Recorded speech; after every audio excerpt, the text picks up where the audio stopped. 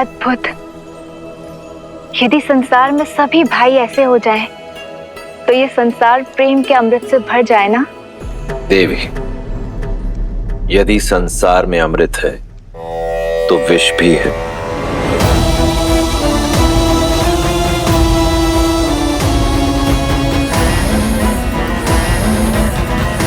प्रकाश है तो अंधकार भी।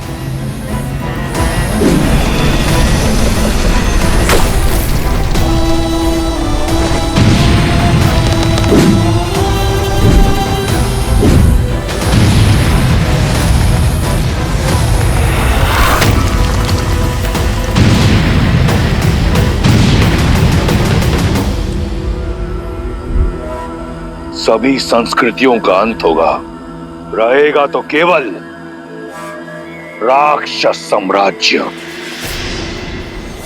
वयम रक्षामः।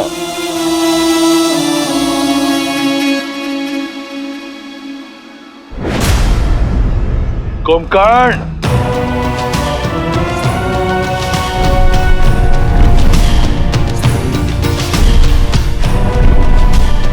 आदेश भैया।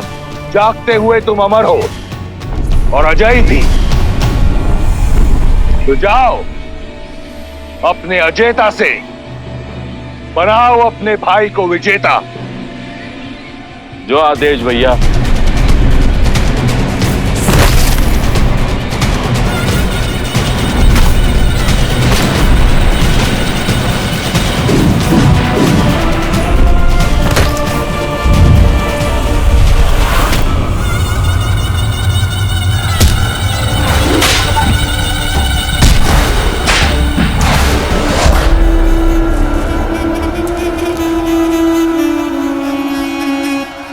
बचा, मारो। कैसा लग रहा है ऋषिवर? बचा।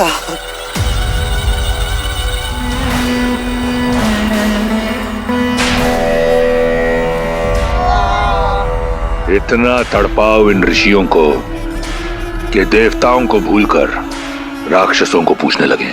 इन मेरे अपराध संतों का दोष क्या है भैया? ये तो केवल तपस्या कर रहे थे। मूर्ख हो तुम विभीषण।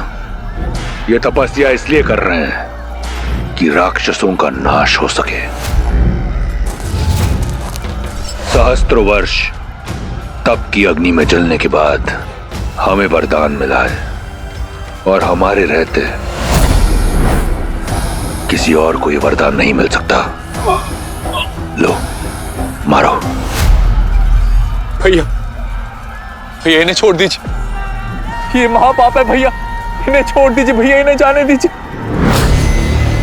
आज तक पाप की परिभाषा देवताओं ने दी है, आज से पुण्य की परिभाषा राक्षस लिखेंगे।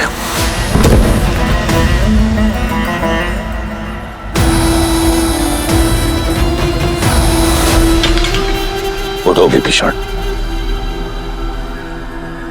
मैं जानता हूं कि तुम मुझसे बहुत प्रेम करते हो, और मैं भी तुम्हें एक भाई की तरह नहीं, एक पुत्र की तरह चाहता हूं। इसलिए तुम्हें यहां लेकर आया हूं, ताकि तुम देख सको, समझ सको कि राक्षस संस्कृति है क्या, और कुछ ऐसा करो कि रावण को भी विभीषण पर गौरव हो। किंतु भैया, मैं स्वयं आपको अपने अंत की ओर जाते नहीं देख सकता। आप इतने महापाप कर रहे हैं भैया कि मुझे आपके लिए डर लग रहा है भैया। भैया, इससे पहले कि आपका अंत हो, आप मेरा अंत कर दीजिए। आप मुझे मार दीजिए भैया, आप मुझे मार दीजिए। मूर्ख हो तुम विभीषण।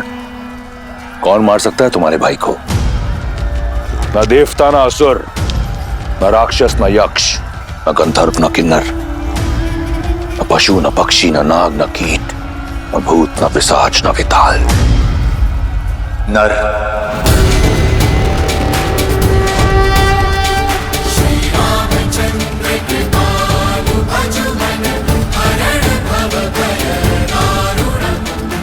आप नर को क्यों भूल जाते हैं भैया? मानव आपके वरदान में सम्मिलित नहीं है। विभीषण, मानव जैसा तुच्छ प्राणी तुम्हारे भाई का कुछ नहीं बिगाड़ सकता। लगता है ये कायरता तुम्हें हमारे पिता से विरासत में मिली है। भैया, मेरे लिए तो आप ही मेरे पिता हैं भैया। मुझे आपके लिए डर लग रहा है भैया, मुझे आपके लिए डर लग रहा है।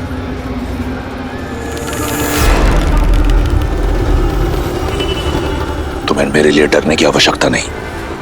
कुछ नहीं होगा तुम्हारे भाई को, और तुम्हारे इस डर को काटने का मार्ग ढूंढ लिया है मैंने।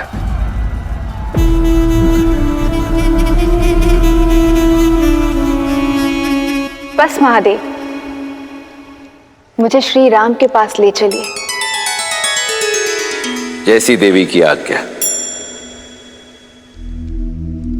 न रूप में नारायण गुरु वशिष्ठ के आश्रम में भविष्य में आने वाली चुनौतियों का सामना करने के लिए प्रशिक्षित हो रहे थे।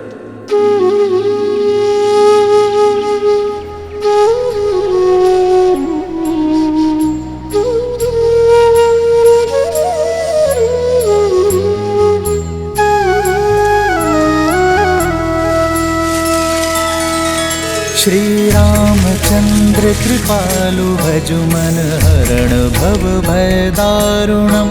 नव कंज लोचन कंज मुख कर कंज पद कंजारुणम। भगवान के अवतार था केवल नहीं गुणगान है। कैसे नारायण बने नर इसका पावन ज्ञान है। सिया राम सिया राम सिया राम सिया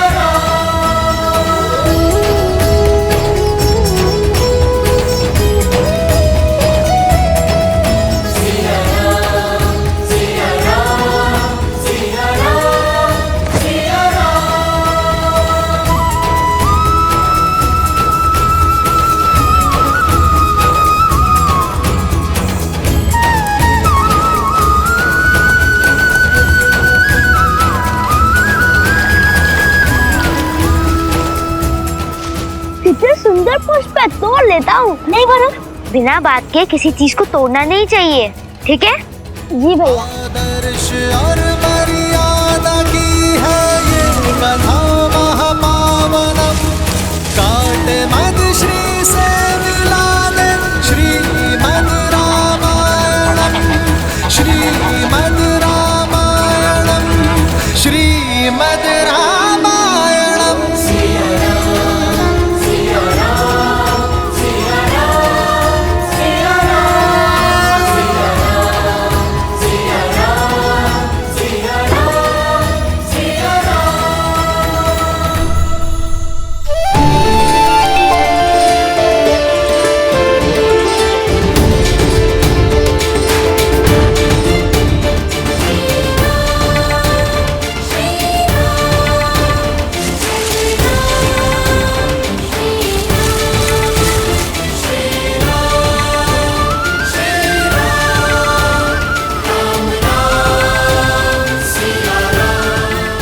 ये सभी पौधे देख रहे हो? ये सभी पौधे अश्वगंधा के पौधे हैं, जिन्हें युगों युगों से वैद्य औषधि बनाने में उपयोग करते हुए आए हैं। देखो इन्हें।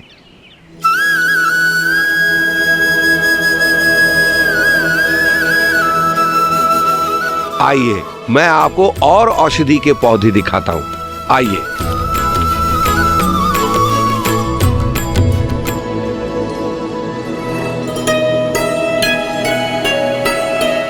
पता है कुमार आपको? कुमार? कुमार? अरे कुमार?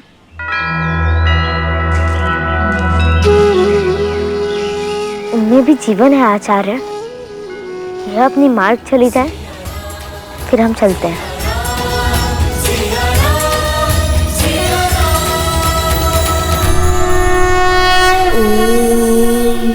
त्र्यम्बकं यजामहे सुगन्धिं पुष्टिवर्धनम् उर्वारुकमिव बन्धनान् मृत्योर्मुक्षीयमामृतात्।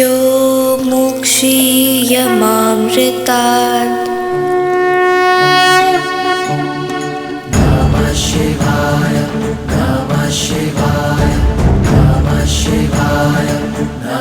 शिवाय नागेन्द्रहाराय त्रिलोचनाय भस्माङ्गरागाय महेश्वराय नित्याय शुद्धाय दिगम्बराय तस्मै नकाराय नमः शिवाय।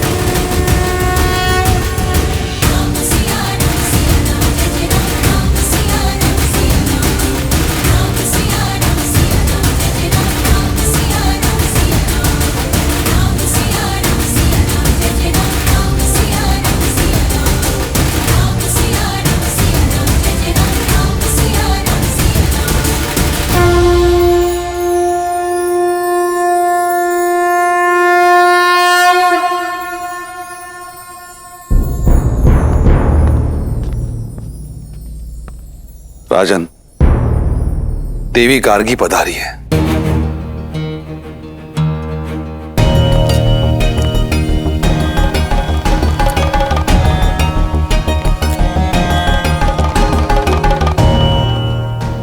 देवी गार्गी? वो तो केवल तब आती हैं जब शास्त्रार्थ करना हो।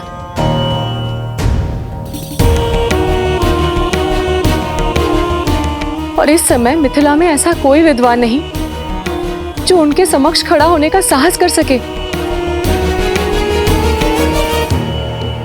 यदि चुनौती ना मिली तो ज्ञान का केंद्र होने का मिथिला की प्रतिष्ठा माटी में मिल जाएगी। आर्य,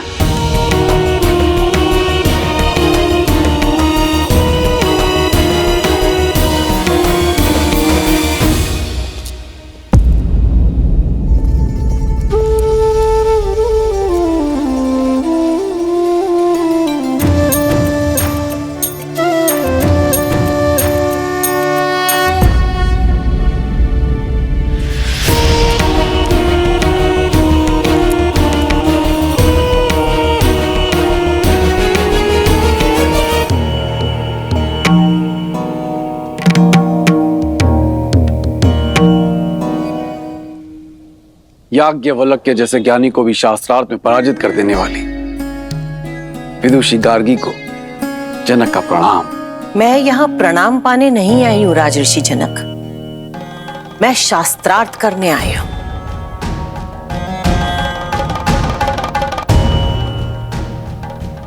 क्या हुआ? क्या यहाँ ऐसा कोई नहीं है जो मेरी चुनौती स्वीकार कर सके? मिथिला में कोई ज्ञानी नहीं बचा जो मुझे चुनौती दे सके। क्या ये शिव धनुष ही यहाँ के आकर्षण का केंद्र बनकर रह गया है राजन? पिताश्री की आज्ञा हो तो मैं माता गार्गी से चर्चा करना चाहूंगी।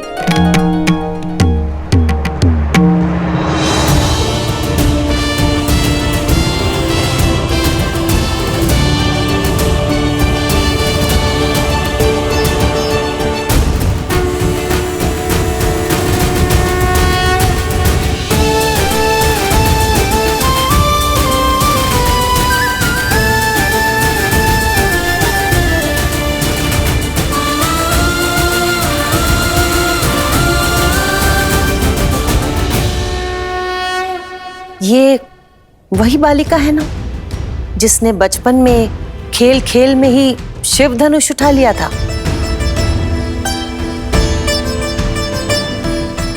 शक्तिशाली हो और जनक की पुत्री हो तो ज्ञानी तो होगी।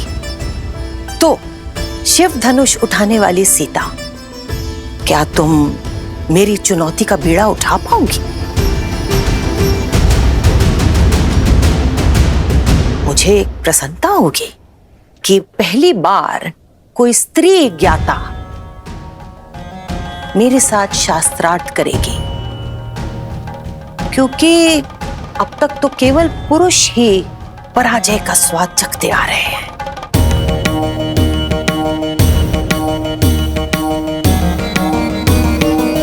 पराजय विजय तो युद्ध क्षेत्र में होती है ना माता। ज्ञान के क्षेत्र में तो विचारों का संगम होता है, और आपसे कुछ ज्ञान का अंश ग्रहण कर पाना मेरे लिए सौभाग्य होगा।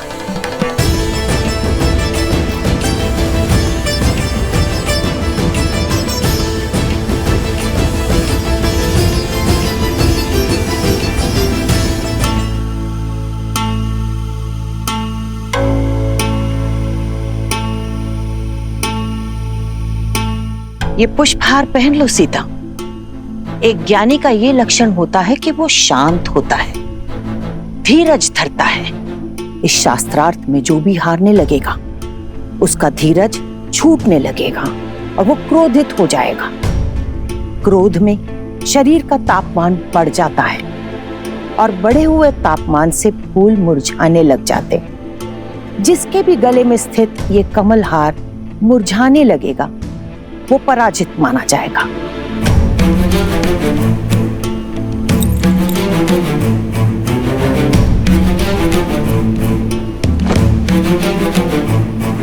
जो आज्ञा माता, परंतु मेरा ध्यान तो केवल आपसे अर्जित ज्ञान पुष्प पर ही रहेगा।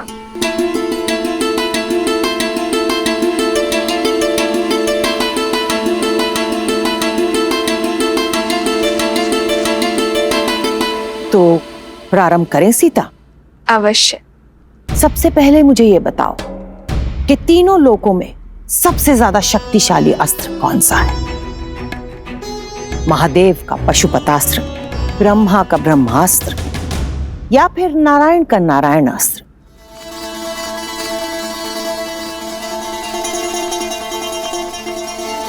करुणा, करुणास्त्र से बड़ा कोई अस्त्र नहीं है माता। करुणा का अस्त्र, ये कौन सा अस्त्र होता है सीता? हम अस्त्र क्यों बनाते हैं माता? सब पर विजय पाने के लिए ना। पर जिसके पास करुणा हो, सबकी पीड़ा समझने का भाव हो, वो इस संसार में सबको अपना बना सकता है। और जिसके सब अपने हो, उसे किसी भी अस्त्र की क्या आवश्यकता है माता?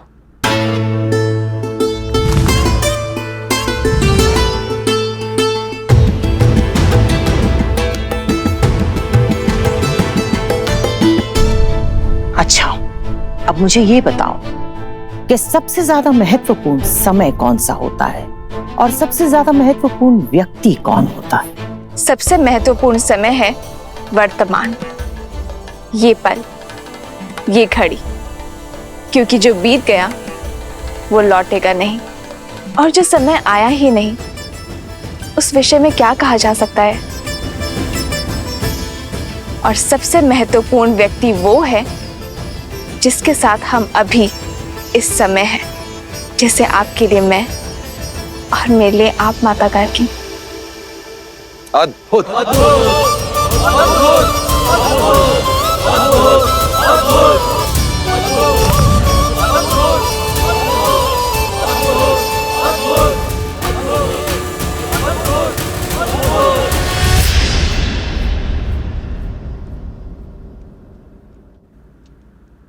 प्रकाश से भी ज्यादा अधिक वेग किसका है?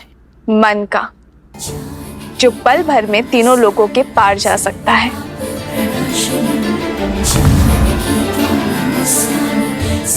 सबसे ज्यादा पवित्र क्या है? अग्नि, जिसका भोग लगाती है उसे पवित्र कर देती है। सबसे ज्यादा शुभ क्या है? शुभ शब्द, शुभ कर्म। सबसे उत्तम प्रार्थना जो दूसरों के लिए की जाए। सबसे बड़ा मित्र कौन है? विवेक, जो सदा शुभ मार्ग पर ले जाता है। सबसे बड़ा शत्रु? अहंकार। सबसे ज्यादा सुंदर आभूषण कौन सा है? विनम्रता। सबसे बड़ा पराक्रम? त्याग। सबसे बड़ी विजय? स्वयं पर।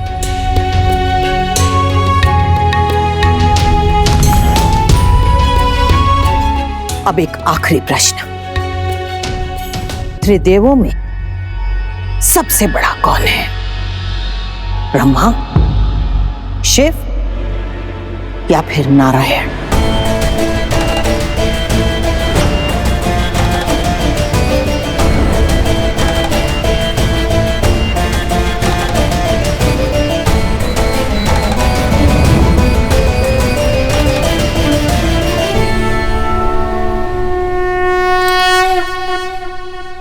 नर।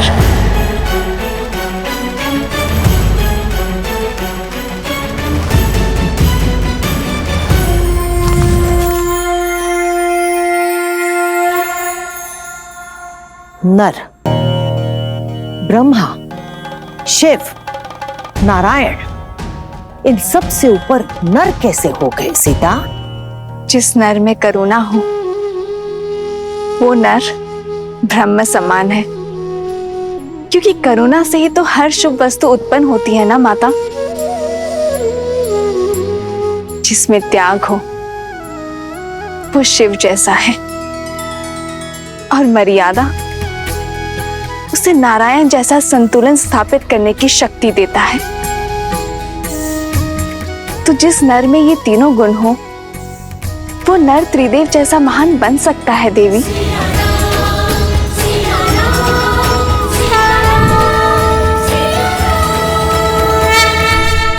अद्भुत बुद्धि की धनी है जनक पुत्री सीता। राजा जनक पुत्री सीता की, राजा जनक पुत्री सीता की, राजा जनक पुत्री सीता की, राजा जनक पुत्री सीता की। अद्भुत, अति सुंदर। मैं आशा करती हूँ कि ऐसा ही नर तुम्हें वर के रूप में मिले सीता।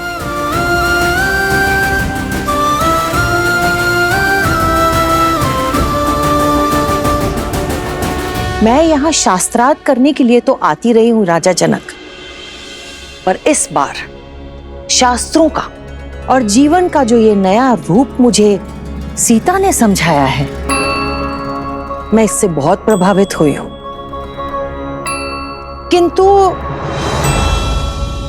किंतु क्या?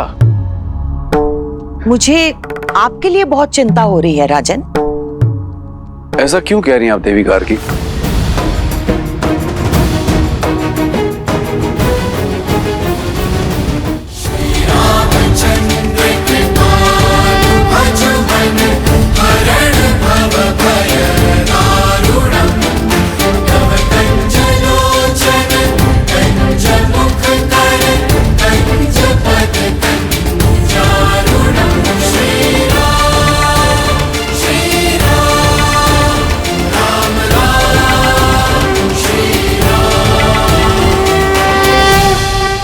राम,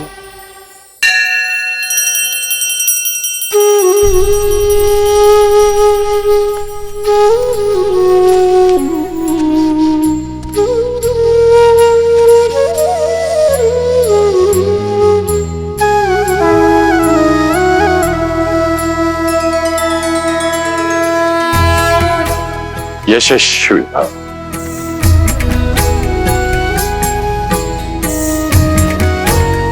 लक्ष्मण,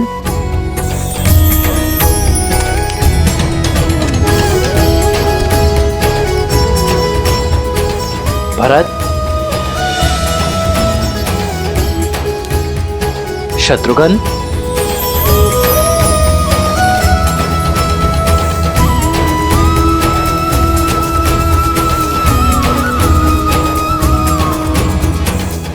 यशस्वी भव मेरे प्रिय शिष्यों।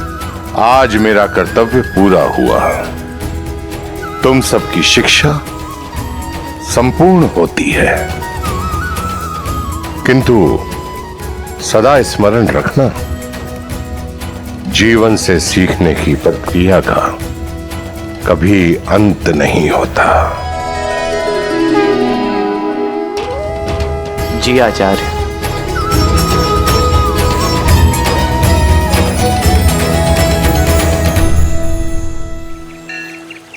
लक्ष्मण भैया, आज तो हम बहुत खुश हैं। सुमित्रा माँ से मिलने वाले हैं आज तो हम।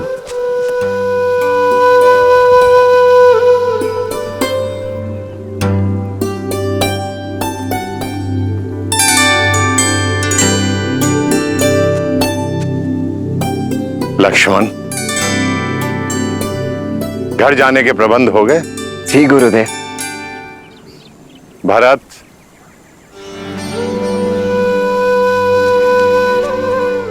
बहुत आशाएं हैं मुझे तुमसे। अपने भीतर छिपे हुए गुणों को बाहर लाने पर ध्यान देना। जी गुरुदेव। शत्रुघ्न, अब आप कर्तव्य की ओर जा रहे हो, अधिक उद्दंडता मत करना। जी आचार्य। राम दिखाई नहीं दे रहा है। राम कहाँ है? गुरुदेव, भैया तो प्रतिदिन की भांति आज भी दिनचर्या पर ही गए हुए हैं। परंतु आज तो अवकाश है सबका। गुरुदेव, भैया ने कहा कि भरत, जब तक मैं आश्रम में हूं तब तक अपने कर्तव्यों से विमुख नहीं हो सकता।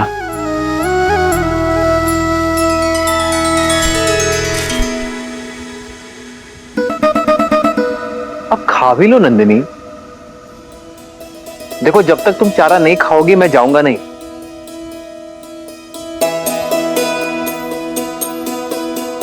नंदिनी, इस आश्रम में मेरी माताएं नहीं थी। तुमने मुझे स्नेह दिया, और मैं भी तुमसे उतना ही प्रेम करता हूं।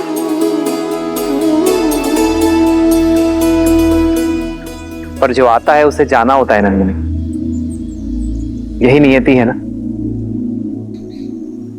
अपना उद्देश्य समाप्त होने के बाद हर किसी को जाना होता है नंदिनी,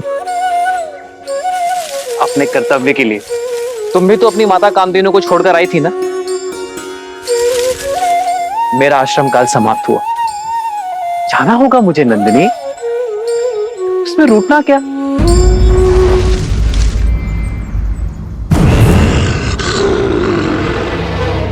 मैं आता रहूंगा तुमसे मिलने। देखो, अब मौन होकर चारा खा लो, और कल से कोई और आएगा तुम्हें खिलाने तो शांति से खाना। देखो नंदनी, अगर तुमने चारा नहीं खाया तो मैं रूठ जाऊंगा, चला जाऊंगा मैं यहां से। नंदनी, मैं सत्य कह रहा हूं, मैं चला जाऊंगा। ठीक है, मैं चला।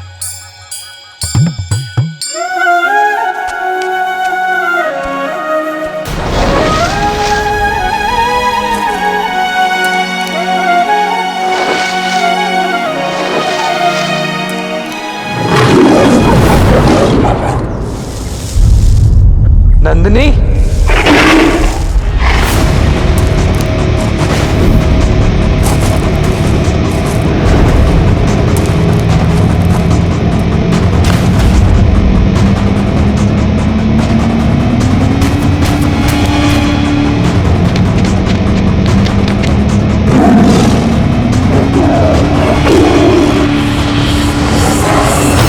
छोड़ दो नंदिनी को, ये मेरी रक्षा में है क्रूर बाघ।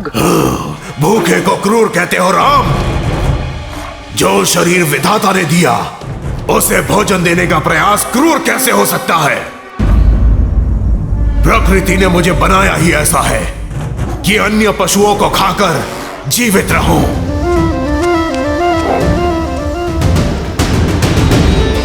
मैं अपने गुरु और मां कामधेनु के प्रति उत्तरदायी हूं। मेरे धर्म के आड़े मत आना, अन्यथा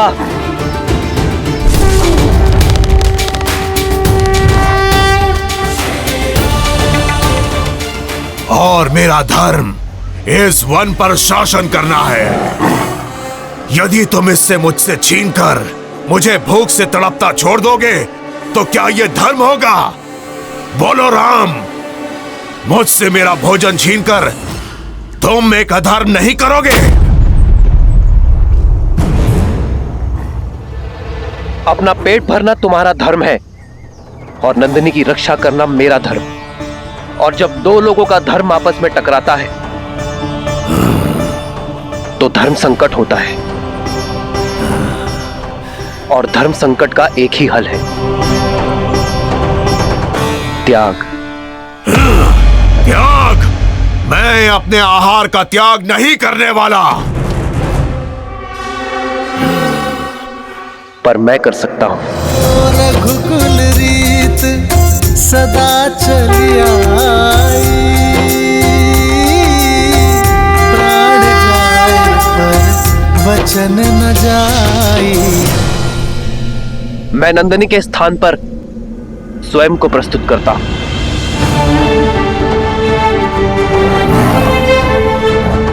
नंदिनी को मुक्त कर दो और मुझे अपना आहार बना लो।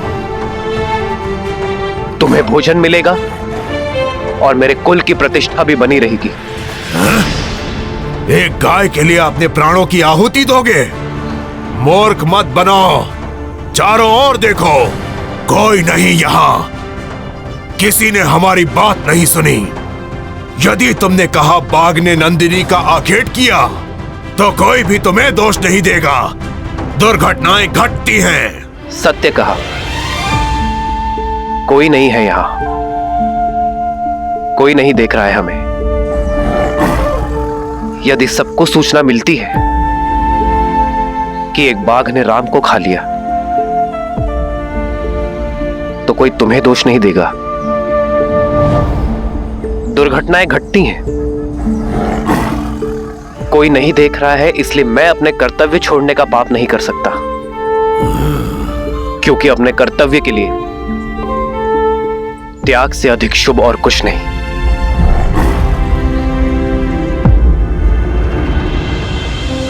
बना लो मुझे अपना आहार और छोड़ दो नंदिनी को।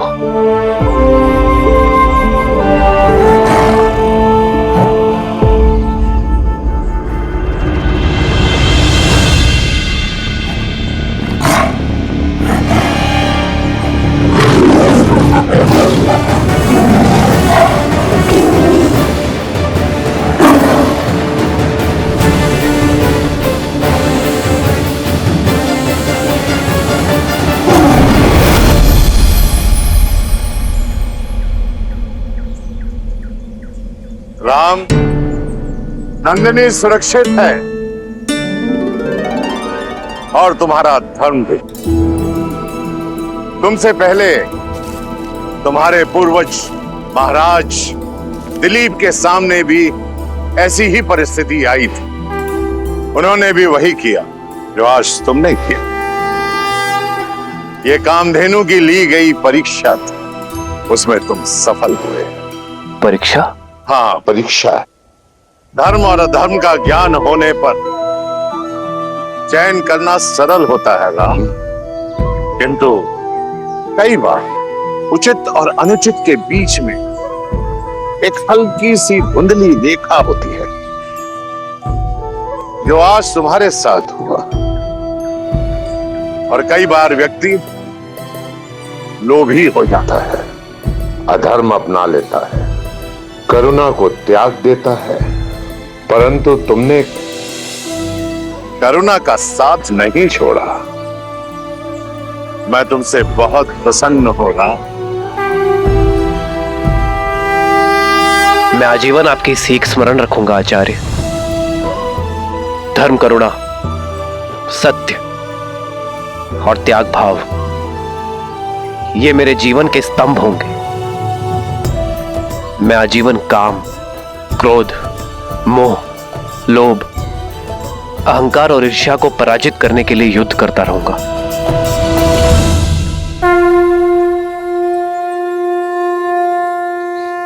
यशस्वी भव राम, यशस्वी भव। मेरे पास जो आया था वो प्रकाश की एक रेखा थी। मुझे गर्व है राम कि मैं धर्म का सूरज अयोध्या भेज रहा हूं। जहां नारायण नर के रूप में भविष्य की यात्रा के लिए सज्ज हो रहे थे, वहीं रावण स्वयं को नर से सुरक्षित करने के लिए यमलोक की ओर बढ़ रहा था।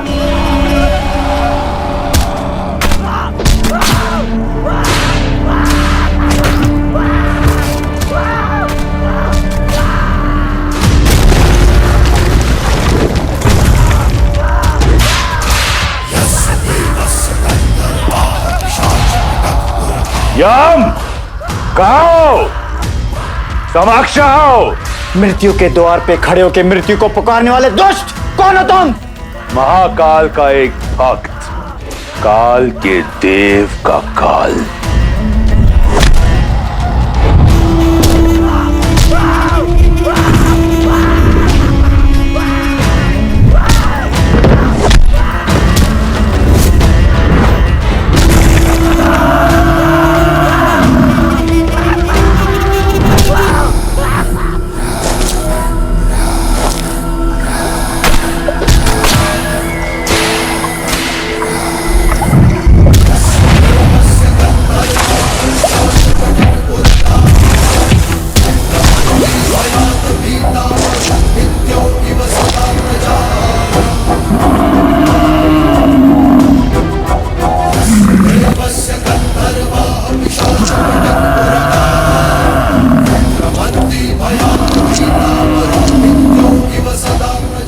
लौट जाओ दशानन।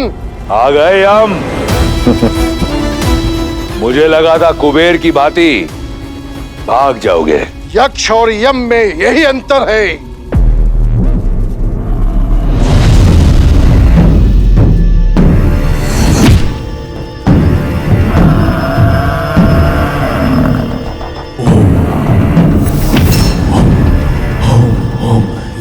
काल को ललकारने वाले अकाल मृत्यु को प्राप्त करते हैं।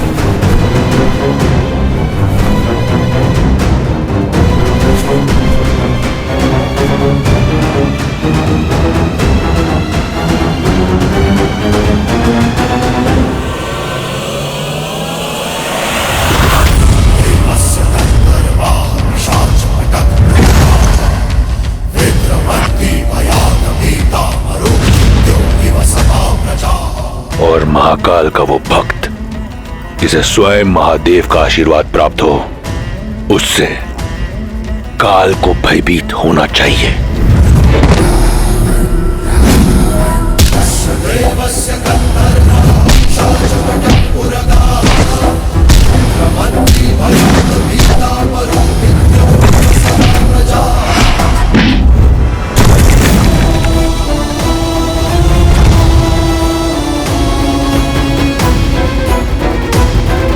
मूर्खता मत कर रावण। ब्रह्मदेव के दिए वरदान का अनुचित लाभ मत उठा। उसी वरदान के अनुसार तुम मुझे मार नहीं सकते। सोचता हूं आज मृत्यु को ही मृत्यु दे दूं।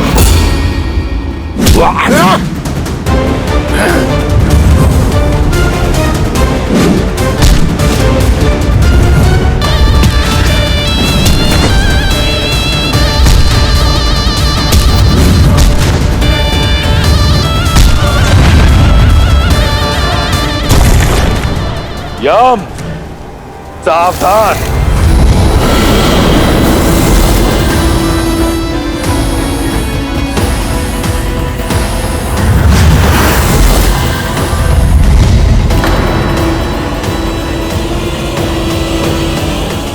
रुक जाओ दशानन।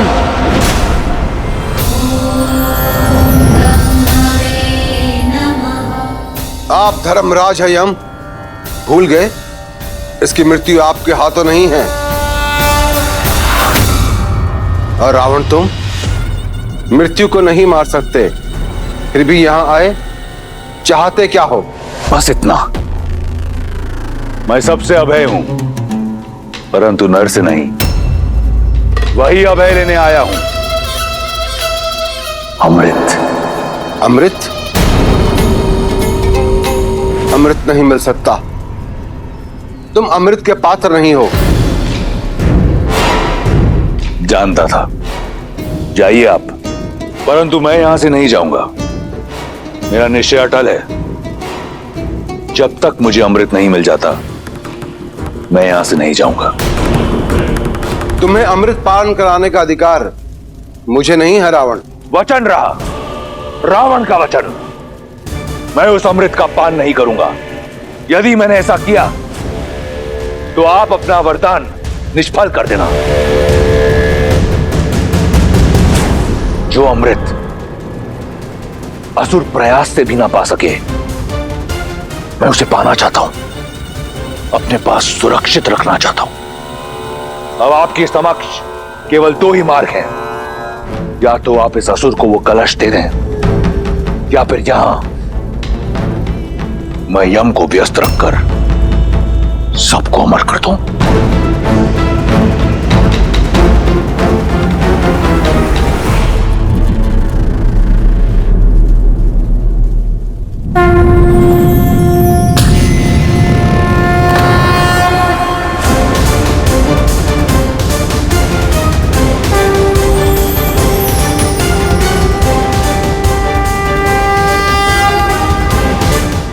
उत्तम,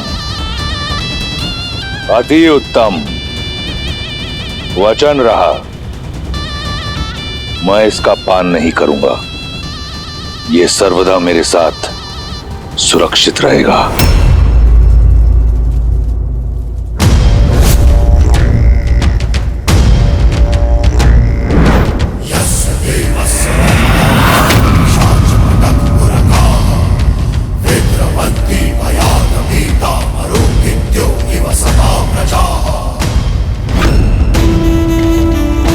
नर का अभय नहीं दिया था ना ब्रह्मदेव? अब देखो, नर ले आओ या कोई और जाति उत्पन्न करो, जैसे ही मुझ पर प्रहार होगा, ये कलश टूटकर इसका अमृत मेरे लहू के साथ मिल जाएगा। इस तरह मेरा वचन भी नहीं टूटेगा। अब रावण का कोई तोड़ नहीं।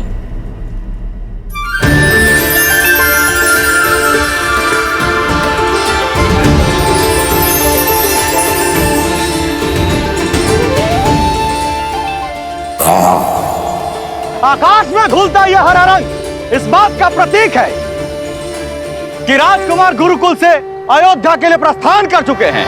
श्री रामचंद्र की जय, श्री रामचंद्र की जय, श्री रामचंद्र की जय, श्री रामचंद्र की जय, श्री रामचंद्र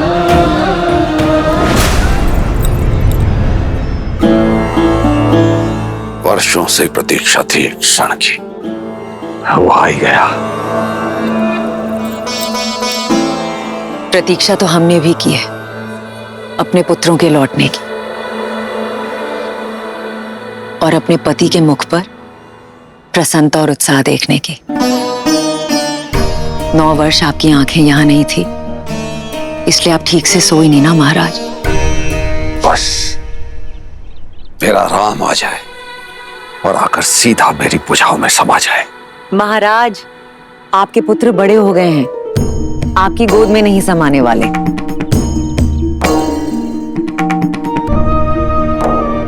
हम तो ये भी नहीं जानते कि हमारे पुत्र दिखते कैसे हैं महाराज।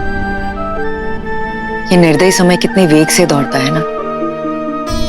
अपनी नन्हे मुन्ने आंखों के तारे भेजे थे हमने गुरुकुल, और आज जो लौट कर आ रहे हैं वो अयोध्या की प्रजा की आंखों के सूर्य हैं। कितनी आशाएं, कितने दैत्व बंधे हैं राम से। आज के पश्चात राम का जीवन सदैव के लिए बदलने वाला है। क्या जाने नियति हमारे पुत्रों को किस ओर लेकर जाएगी। किंतु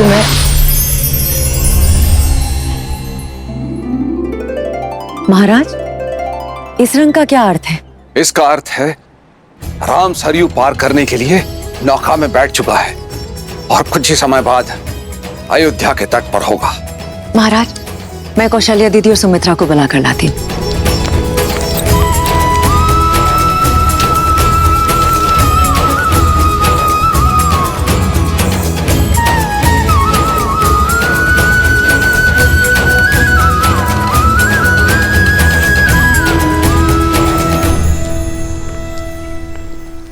क्या हुआ महारानी, ऐसा क्यों प्रतीत हो रहा है कि आप किसी बात को लेकर चिंतित हैं?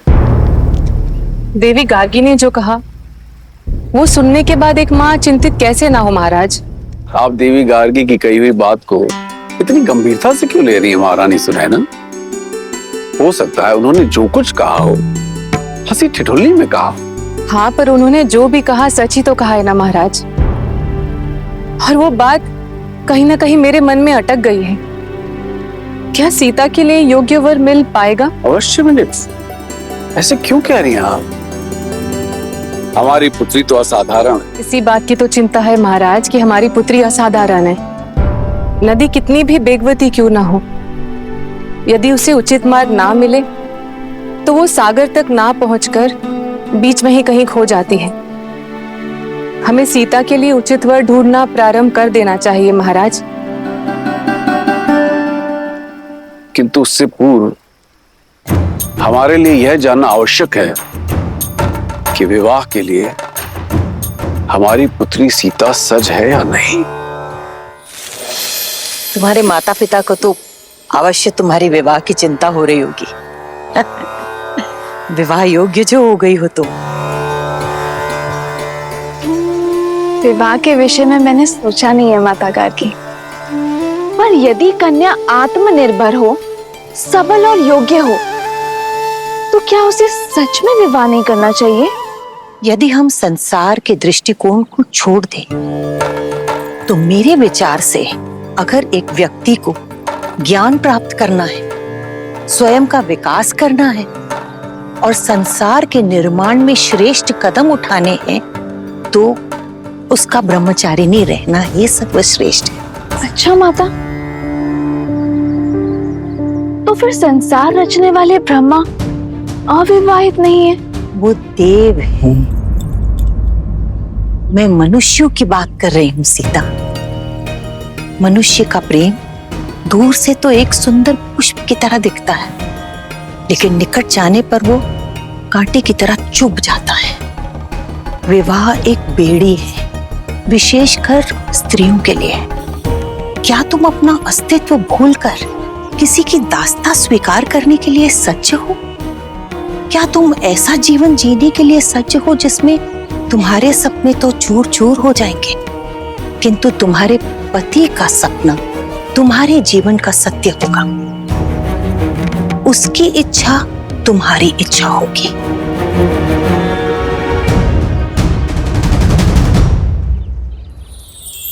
क्षमा चाहती हूँ माता गार्गी, पर जैसे आपने कहा कि दृष्टिकोण की बात है, तो मेरी दृष्टि में विवाह रास्ता नहीं, आस्था है। एक ऐसा संबंध जहां दोनों को एक दूसरे के लिए सम्मान हो, समर्पण हो और समझ हो। एक ऐसा संबंध जहां दोनों एक दूसरे पर निर्भर ना हो, दोनों एक दूसरे का बल हो, जहां दोनों एक दूसरे का व्यक्तित्व और अस्तित्व को विशाल करने का प्रयत्न करें। उस विवाह से सुंदर और मीठा और कुछ नहीं हो सकता माता गार्गी। जैसे शिव और पार्वती हैं, वो दोनों एक दूसरे के अर्धांग हैं, पर एक दूसरे को पूर्ण करते हैं। जैसे लक्ष्मी और नारायण। लक्ष्मी नारायण वो लक्ष्मी जो सदा विष्णु के चरणों में पड़ी रहती है, और जब विष्णु विश्राम करते हैं तो लक्ष्मी उनकी सेवा में तल्लीन रहती है। और विष्णु तो सदा भ्रमण कर रहे होते हैं संसार भर का। फिर से दृष्टिकोण की बात है। मेरी दृष्टि में ये दोनों की यात्रा है। यदि लक्ष्मी नारायण की सेवक होती तो क्या उनका नाम नारायण से पहले लिया जाता? लक्ष्मी का नारायण के चरणों में होना उनकी सेवक का नहीं, विष्णु को जगाने का प्रतीक है। लक्ष्मी विष्णु को प्रेरणा देती है कि जागो और अपना कर्तव्य करो। वो विष्णु से अपने साथ का त्याग करती है ताकि विष्णु अपना अवतार लेकर संसार के प्रति अपना कर्तव्य निभाए। संसार की श्रेष्ठता बनाने में जितना हाथ विष्णु का है उतना ही हाथ देवी लक्ष्मी का भी है माता। सत्य तो ये है कि ना तो लक्ष्मी के बिना नारायण पूरे हैं और ना ही नारायण के बिना लक्ष्मी। और मुझे विश्वास है कि मैं मुझे पूर्ण करने वाला अपना नारायण ढूंढ लूंगी।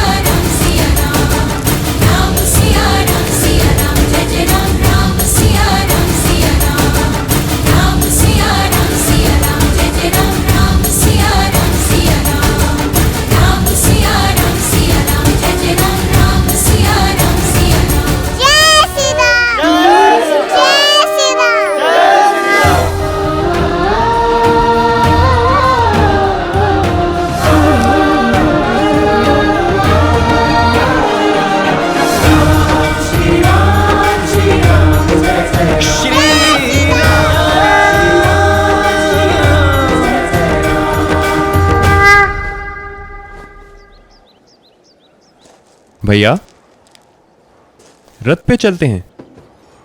रथ में चले तो अयोध्या के सामीप्य का आनंद कैसे मिलेगा शत्रुघ्न? राम भैया केवल माता पिता के नहीं, तो सर्वप्रथम अयोध्या के हैं, अपनी प्रजा के हैं। आइए भैया, चलिए भैया। श्री रामचंद्र की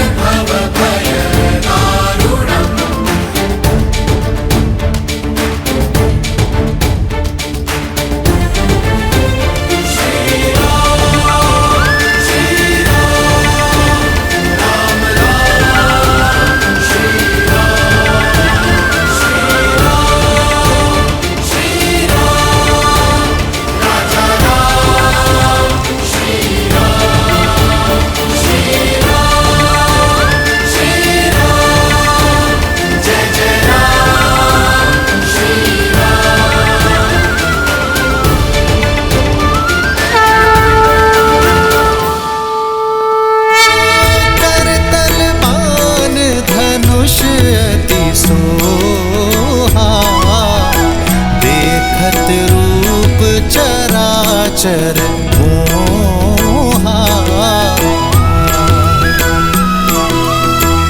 जिन्ह बिथी बिह रही सब भाई, थकत हो ही सब लोग लुगाई।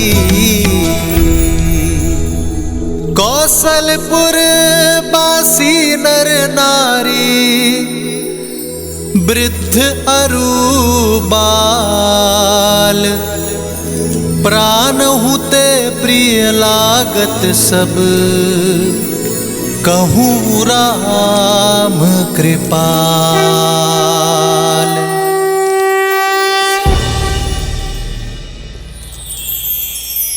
श्री रामचंद्र की, श्री रामचंद्र की, श्री रामचंद्र की, श्री रामचंद्र की, श्री रामचंद्र की, श्री रामचंद्र की, श्री रामचंद्र की।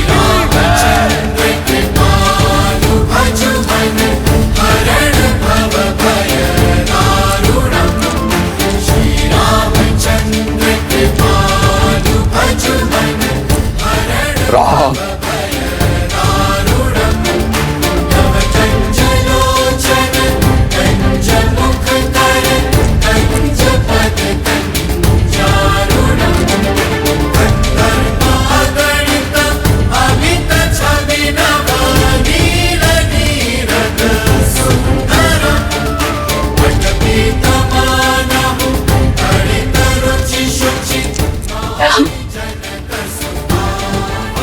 देखिए दीदी, हमारा राम कितना बड़ा हो गया है।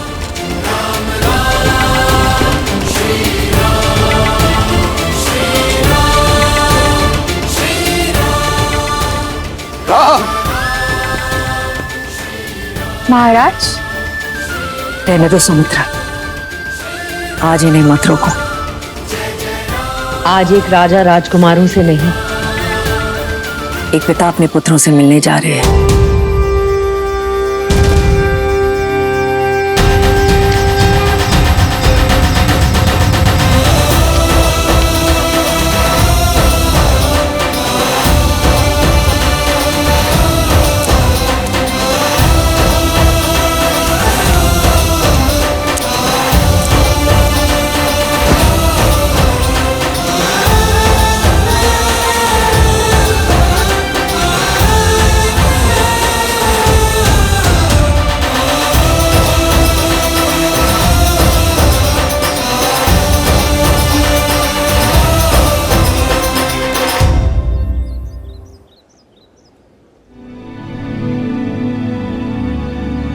राम, कैसे बताऊं तुम्हें, तुम्हारे बिना एक एक पल किस प्रकार बिताए हैं मैंने। अंततः तुम आ ही गए राम। राम,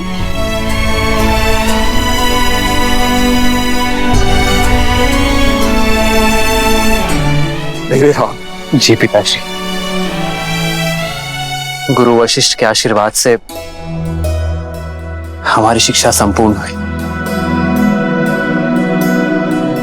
प्रणाम गुरुदेव।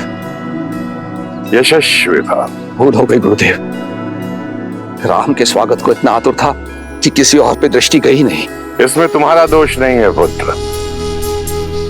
राम के मुखमंडल की आभाई ऐसी है कि जो भी उसे देखता है सारे संसार को भूलकर उसी में खो जाता है।